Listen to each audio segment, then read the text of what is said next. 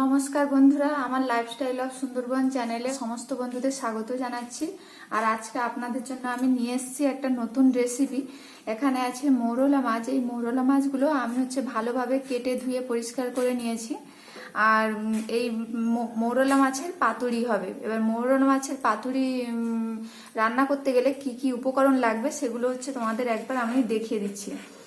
এখানে নিয়েছি পেঁয়াজ বাটা, এখানে নিয়েছি সর্ষে আর দুটো কাঁচা লঙ্কা একসাথে বেটে রেখেছি, রসুন বাটা, জিরে বাটা, আর এখানে পরিমাণ মতো হলুদ গুঁড়ো, পরিমাণ মতো লঙ্কা গুঁড়ো, আর এখানে পরিমাণ মতো লবণ। এইবারে এইগুলো সব একসাথে মিক্সড করব।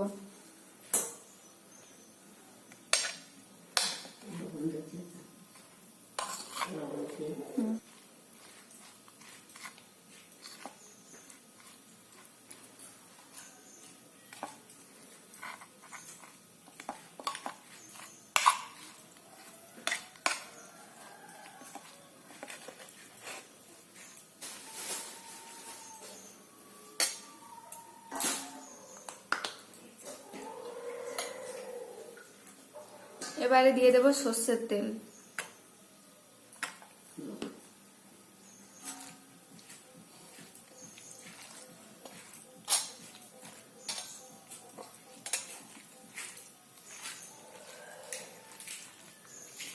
আমি এখানে মৌরলা মাছ নিয়েছি, তোমরা যে কোনো চুনো মাছ দিয়েও এই একই প্রসেসে এই পাতুরি বানাতে পারো।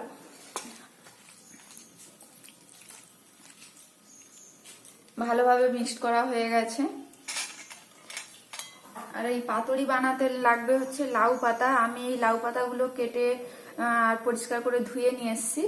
তোমরা এটা কুমড়ো পাতা দিয়েও বানাতে পারো।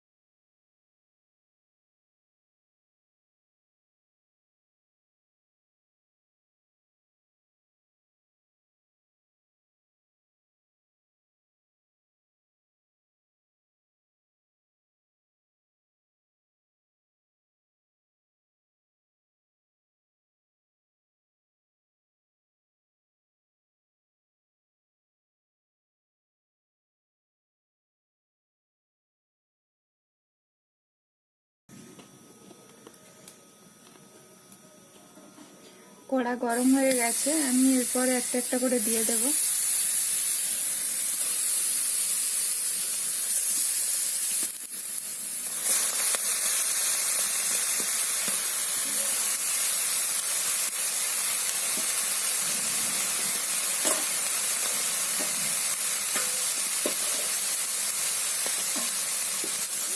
এবার একটু সর্ষের তেল দিয়ে দেবো।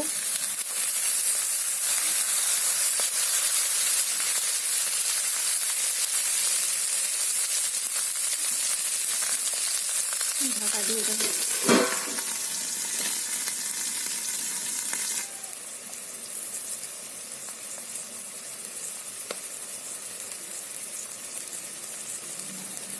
একবার সবগুলো উল্টে দিয়েছি, আবার কিছু সময় ঢাকা দিয়ে দেবো।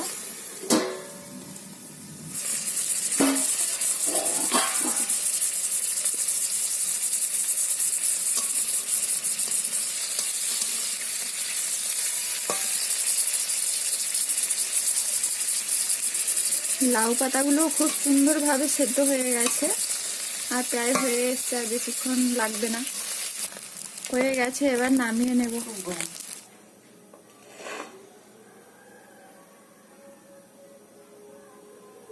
সার্ভ করার জন্য একেবারে রেডি হয়ে গেছে।